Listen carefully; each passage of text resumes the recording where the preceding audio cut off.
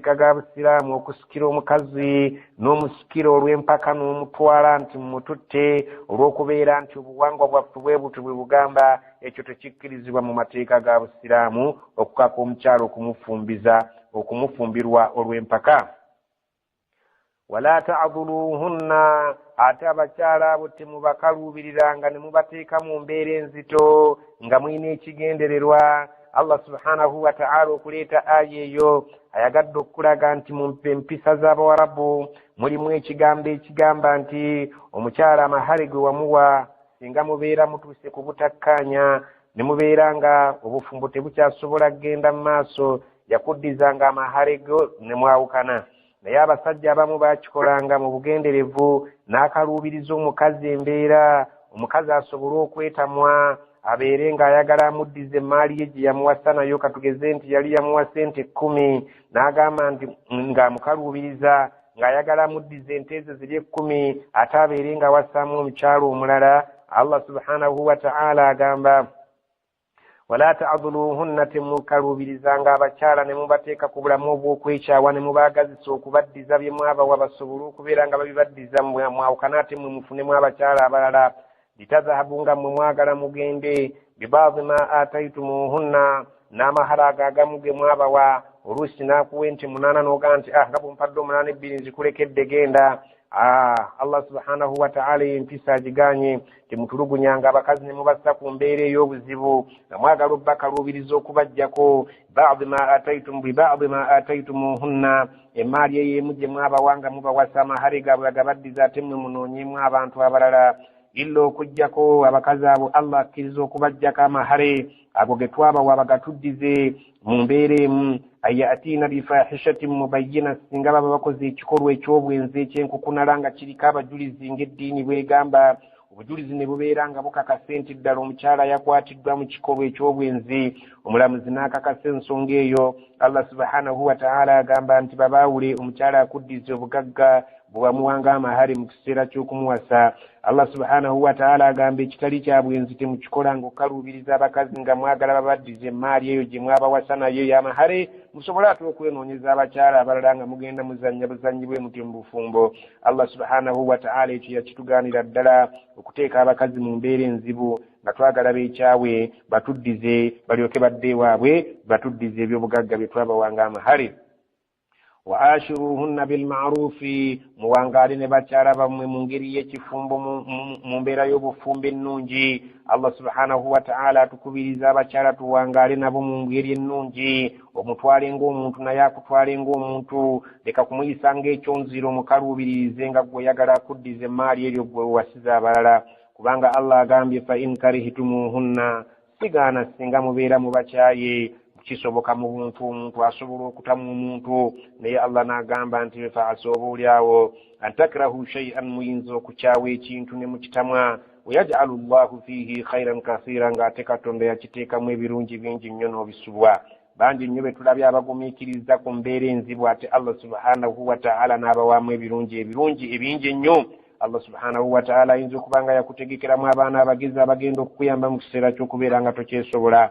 Allah subhanahu wa ta'ala ayinza okubeera nga yakuteera mu mukyala weeyo okubeera nga yayika asobola embeera zo ng'omusajja gwe mu mbeera ze ezembi z'olina, nga yekka ajja kusobola okukujjanjaba n'ebboggolo ly'olina n'obukambwe bw'olina mu ssaawa ey'okubeera nti abantu bona ab'eŋŋanda zo bonna tebakyakusobola, yekka nga yakusobola. Kale Allah agambye sigaana wayinza okubaawo okukyawa, naye oluusi oyinza okukyawa ekintu ng'ate Allah mwe yateeka obulungi obungi ennyo gy'oli. Wa in aradtum istibdaala zawjin makaana zawjin wa aataytum ihdaahunna qintaaran falaa ta'khudhuu minhu shay'an ata'khudhuunahu buhtaanan wa ithman mubiinan. Allah subhanahu wa ta'ala agamba abasajja abo abaagala okubeera nga bawasa abakyala abalala baleke kuyita mu kkubo lya kaluubiriza bali bye balina, basobole okubaddiza ebyo by'obugagga bye babawa ate bagende bawaseemu abantu abalala. Allah agambye ekyo nedda si bwe kirina okuba. Abawe ekkubo eddala erigamba wa in aradtum, singa mubeera nga mwagadde istibdaala zawjin makaana zawjin, okuwanyisa omukyala mu kifo ky'omukyala abadde mu maka muwaseeyo omukyala omulala. Ataitum ihdaahunna qintaaran, ng'omu kwabo be mwagala okubeera nga mugoba oba mu muzaayi waabwe mwali mwamuwa ebyobugagga mahare nga binene nnyo bijjuza olusozi nga zaabu ajjuza olusozi olulamba, zaabu ayenkanankana olusozi nga gwe mwamuwa nga mu kiseera awo ekyokumuwasa mumuwadde ng'amahare ge. Allah subhanahu wa ta'ala agamba ti singa omukyalo ono gwe mwagala okugoba muyingizeewo omukyalo omulala, essaawa eri bwe mwali mumuwasa mwamuwa ebyobugagga ng'amahare ebyenkana olusozi olunene nga zaabu, fala ta'khudhu minhu shay'an, timumujjangako akantu konna n'akamu n'akeddagala. Omukyalo ono mumulekere ebyobugagga bwe, muleke okubeera nga mumukaluubiriza nga mwagala okumuggyako obugagga bwe mwamuwa olw'okuba bwali bungi. Ku ssaawa eno y'okubeera nga mwagala okufuna abakyala abalala, mba mwagala okufuna abakyala abalala, eryo si ly'ekkubo ery'okubeera nga mulikozesa ery'okuggyako abakyala ebyobugagga bwe mwabawa. Temugezangako okukwatako yadde akantu n'akamu ku bugagga bwe mwabawa ng'amahari mu ssaawa bwe mwabawasiza. Allah agamba ata'khudhunahu, musalawo okubeera nga mwagala okutwala emmaali y'abakyala abo. Awo olabira Allah subhanahu wa ta'ala bwe yalwanirira eddembe ly'omukyala, teriyo nzikiriza esobola kulwanirira mukyala munafu mu mbeera ng'eno. Naye tunuulire surati Nisa olabire ddala nti ddala essula eno y'abakyala. Allah subhanahu wa ta'ala walwanirira omukyala omunafu ng'omusajja ayagala omutulugunya okumuggyako obugagga bwe yamuwa atabuwaseemu omukyala omulala. Allah agamba temukikola nga n'akamu n'akeddagala bwe mubanga mwagadde okuwasa abakyala abalala yadde nga bano mwabawa emmaali nnyingi temugikwatangako. Ata'khudhunahu, musazeewo mutwale emmaali y'abakyala abo. Buhtaanan, nga bulimba bwennyini bwe mwagala okuyitamu nga mubatemerera ebigambo bye batakoze. Wa ithman mubinan, mwerabidde nti kyemukola zambi ddene nnyo. Allah subhanahu wa ta'ala agamba abasajja nti temugezaako okutemerera abakyala nga mwagala okuteekawo ensonga erabika nti nno gye mwagala okuyimirirako munyaga emmaali y'abakyala gye mwabawa. Mukijjukire nti ekyo bwe muba mukikoze muba mukoze zambi eddene nnyo ery'enkukunala mu maaso ga Allah, era agenda bavunaana bw'oba owasawasa naye nga tokutte ku mahale ga mukyala oli gw'oyagala okudibya, okubeera nti oyagala akaluubirirwe, oyagala abeere ng'akuddiza emmaali eyo. Ekyo Allah yakiwera. وكيف تأخذونه وقد أفضى بعضكم إلى بعض وأخذن منكم ميثاقا غليظا. وكيف تأخذونه, مبجكم ميزا متوك بجك ماري يجمابوا.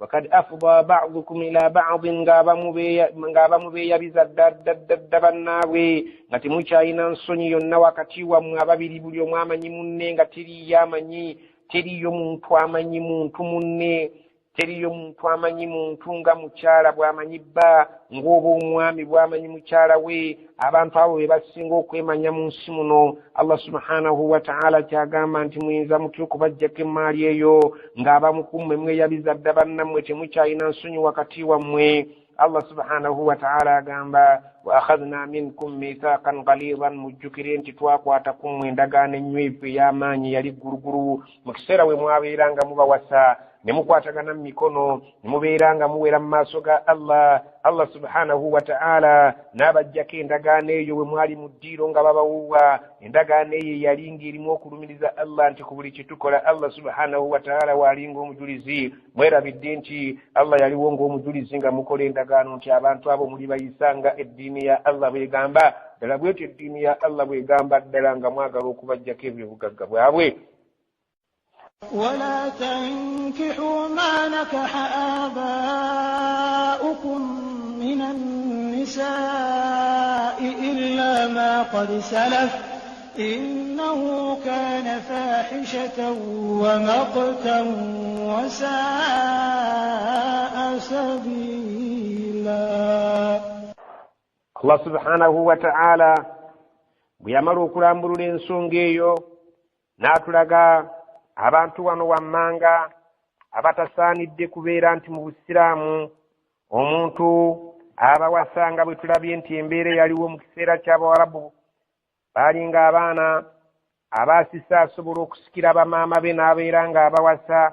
Allah subhanahu wa ta'ala n'aleeta Obusiraamu n'alambulula ani asaanidde okuwasibwa, ani atasaanidde kuwasibwa. Allah subhanahu wa ta'ala agamba wala tankihu ma nakaha abaukum, temugezangako okuwasa abakazi abo bakitammwe be baawasaako. Minan nisaa, mu bakyala b'ensi eno, kasabeera ng'omukazi oyo kitaawe yamuwasaako tokkirizibwa ate naawe omwana lumu kujja omuwase. Ekyo mu mateeka Allah subhanahu wa ta'ala yakiziiza. Allah subhanahu wa ta'ala yatugaana okuwasa abakyala bakitaffe be baawasaako. Ekyo tekikolebwa mu Siraamu illa okuggyako makad salafa embeera eyayita eyalingawo ng'Obusiraamu tebunnajja abaagikola Allah bwe yabasonyira mu butamanya bwabwe. Naye oluvannyuma lw'Obusiraamu okujja tekiddangamu okubeera nga kitwalibwa bwe kityo. Ey'empisa Allah yagidibya. Innahu mazima ddala newankubadde kyaliwo kaana fahishatan kyali kivve nnyo wa maktan kyaliko obusungu bwa Allah obutayogerekeka wasaa sabiira era lyali kkubo bbi nnyo eritasaanidde bantu balamu kubeera nga balikwata. حرمت عليكم أمهاتكم وبناتكم وأخواتكم وعماتكم وخالاتكم وبنات الأخ وبنات الأخت وأمهاتكم اللاتي أرضعنكم وأخواتكم من الرضاعة وأمهات نسائكم وربائبكم اللاتي في حجوركم من نسائكم اللاتي دخلتم بهن فإن لم تكونوا دخلتم بهن فلا جناح عليكم وحلائل أبنائكم الذين من أصلابكم وأن تجمعوا بين الأختين إلا ما قد سلف إن الله كان غفورا رحيما.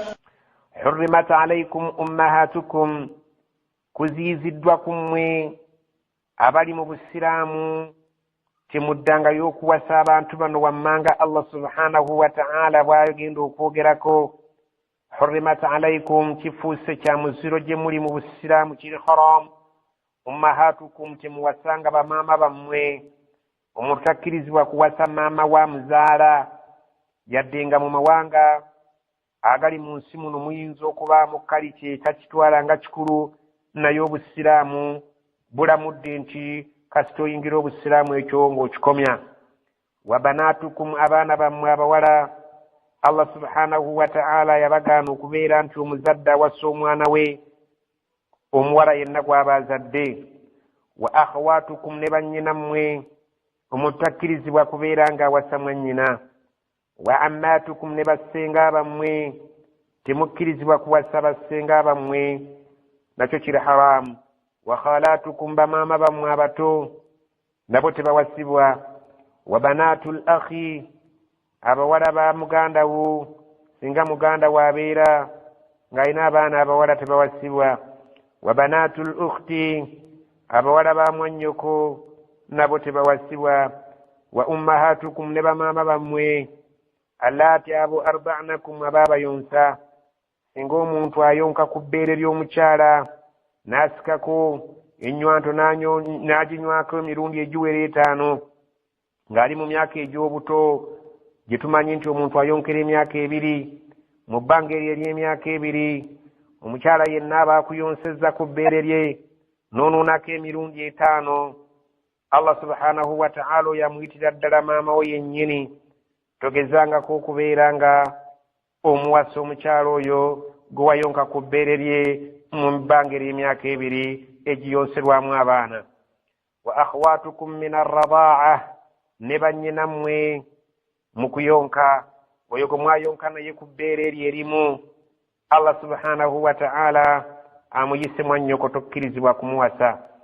Wa ummahatu nisaikum ne bamaama b'abakazi bammwe bannazaala tebawasibwa. Wa rabaibukum n'abo abaana be mwakuza abajja arrabiba ye mwana azze n'omukazi omukazi omuwasizaayo n'omwana w'omuwala. Allah subhanahu wa ta'ala agamba wa rabaibukum n'abo abajja n'abannyina allati fi hujurikum min nisaikum abo abakyala be muyina mu bisenge byammwe. Allah subhanahu wa ta'ala agamba abaana be bajja nabo abo abajja ne bannyaabwe ne muwasa abamaama baabwe nga balina abaana baabwe be baazaala ewalla ne bajja nabo ne babeera nga abalwaliyo be bali mu bisenge byammwe. Abaana abo tebawasibwa, towasa mujja na nnyina. allati dakaltum bihinna, abakyala abo bemumaze okulabagana nabo mu mbeera y'ekifumbo. fa in lam takunu dakhaltum bihinna, naye singa mubeera nga abakyala abo ddala temulabaganangako nabo mu mbeera ya kifumbo, fala junaha alaikum, abo temuvunaanibwa, temulina musango. Singa omukyala aba azze n'omwana naye ng'omwana oyo gwaleese, omukyala oyo teweegasseeko naye, Allah subhanahu wa ta'ala agamba nti abaana abo temulina ki, temulina musango singa bannyaabwe muba temwegattangako nabo. wa halailu abnaukum, n'abo abakyala b'abaana bammwe abalenzi be twaliise bakamwana, alladhina min aslabikum, naye ng'abaana abo be baana bennyini be muzaala ku migongo gyammwe. Waliwo abaana ng'omwana wakuza mukuze naye nga si gwe omuzaala, si oyo gwe tubala wano. Omwana oyo ava ku mugongo gwo yennyini, bw'awasa mukazi we tokkirizibwa mukamwana kumuwasa. Ekyo tekikkirizibwa. wa an tajma'u baina al-ukhtaini, abakkiriza tebakkirizibwa kugatta baaluganda babiri. Towasa mukazi na muganda we okujjako mpozi singa omwe amaze kufuuba nga wamugoba engoba ey'ekisiraamu.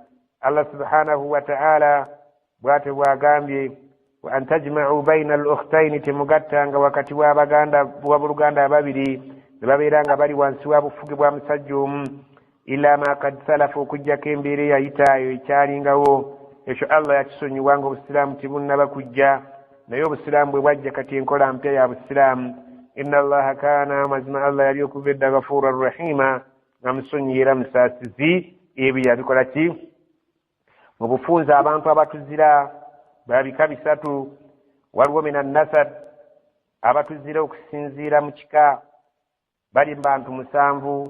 Tokkirizibwa kuwasa bamaama, maama wo oba omwana wo, mwannyoko, sengaawo, maama omuto, muwala wa muganda wo ne muwala wa mwannyoko. Abo batuzira okusinziira mu kika, tetukkirizibwa kubanga baalujegererwo.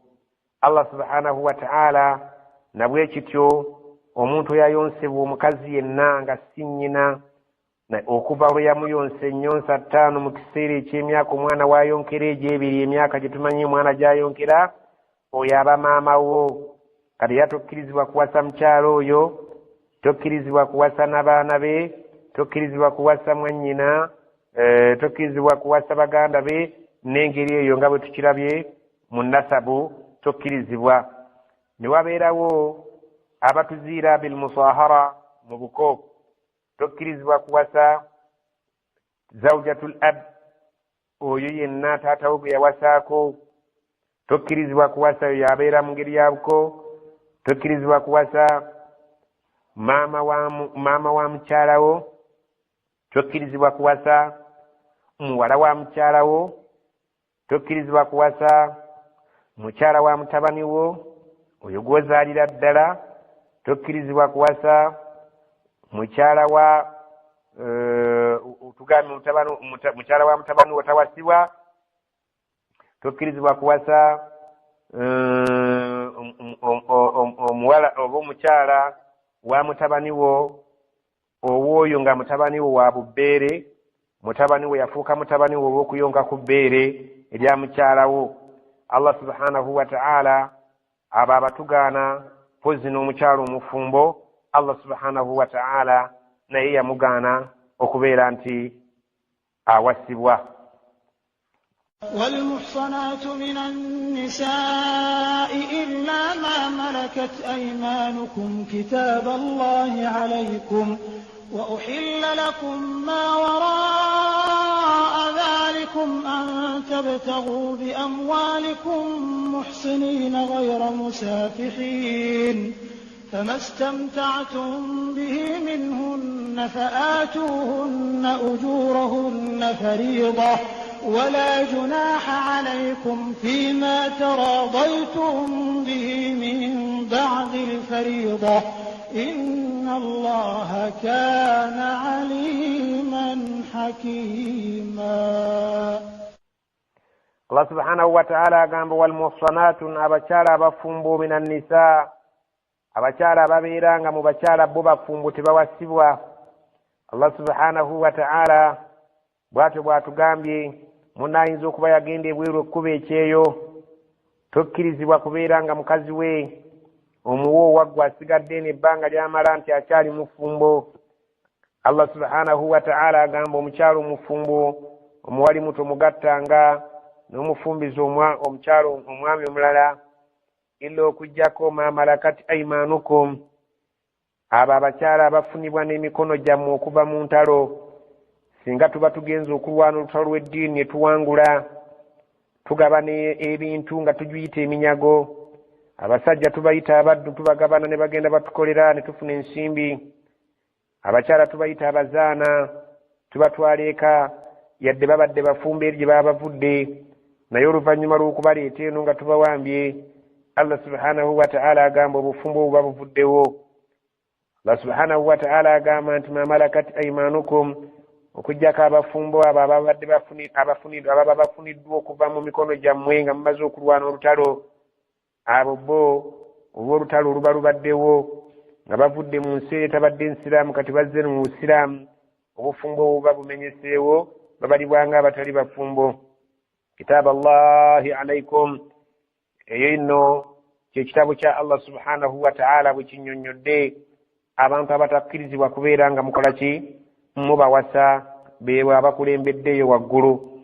Wa uhilla lakum, mukkiriziddwa mu mateeka g'obusiraamu ma waraa dhalikum, abo bonna abali emabega waaba aboogeddwa, an tabtagu bi amwalikum, munoonye n'essente zammwe abakyala abali emabega waabo, kubano temukwatako, naye abali emabega waabo munoonye n'essente zammwe, muhsiniinan, nga mwagala obufumbo obutuufu, ghaira musafihin, nga temukozesa ssente mu ngeri ya bwamalaaya bwenzi, mukozesa ssente zammwe nga munoonya obufumbo obutuufu mu mateeka, so temuzikozesa nga muzikozesa ku bwenzi.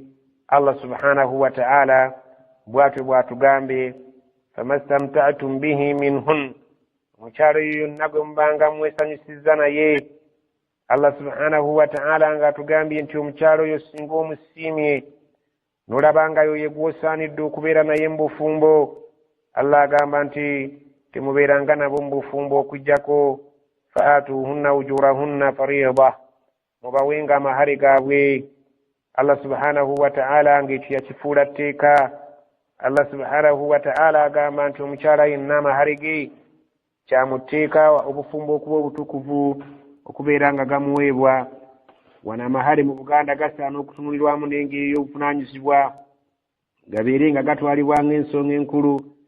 Si mwana muwala kumubuuza nti oyagala amahare ga ssente mmeka n'agamba nti njagala bampeemu, oba ekitabo kya hadithi, nga tajja kusobola kukisoma wadde okiganyulwamu oba wadde okikolerako, wabula saba amahare nga kintu kya buvunaanyizibwa gy'oli, ng'ojja kusobola okiganyulwamu. Oyinza okusaba poloti, oyinza okusaba ekibanja, oyinza okusaba enti 2, 3, 4, 5, mitwalo 10, so si 15 mutwalo. Liri tteeka Allah subhanahu wa ta'ala yaliteekawo, era abantu babeera mu meeting nga amahare tebagatutte nga nsonga nkulu. Endongo ze balowoozaako za mitwalo 5, ne balowooza kutwala sofa seti, ne balowooza okutwala emmotoka n'embuzi n'ente, ne batalowooza ku kyamahare. Allah agamba nti mu kuwasa ensonga esinga okuba enkulu mu bantu gye mwalirowoozezzaako, abantu gye balina okubeera nga bawa abagenda okufumbirwa amahare ago geetaagisa fariida, teeka Allah yali kakasa nga galina okubeera nga galimu ekinyusi ekitegeerekeka. Yadde nga bwe gabeera amatono tekitta bufumbo, naye nga wabaawo ekitasaanidde mu buntu okulaba nti omuwala asabye 15 oba mutwalo. Allah subhanahu wa ta'ala agamba abakyala babeera babasanyusizza nga bamusazeewo okubeera nga bwe mujja okubeera nabo mu buwangaazi bwammwe babasanyuse, mwino okubawa amahare gaabwe nga tteeka. Wala junaha alaykum timwina musango fima taradaitum bihi min ba'di alfarida kwekye mba mukkaanyizaako essaidi zombiriri oluvannyuma